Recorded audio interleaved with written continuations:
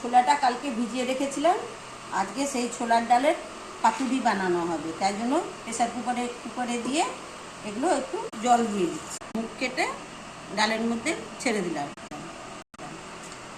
দিয়ে দেবো। ছোলার ডালটা সেদ্ধ হয়ে গেছে খুব সুন্দরভাবে, একদম নরম হয়ে গেছে। এবার তেল দিয়ে দিচ্ছি, তেলের মধ্যে দিয়ে দিলাম, ছেড়ে দিলাম। এবার জিরে আর রাঁধুনি একসঙ্গে দিয়ে দিলাম।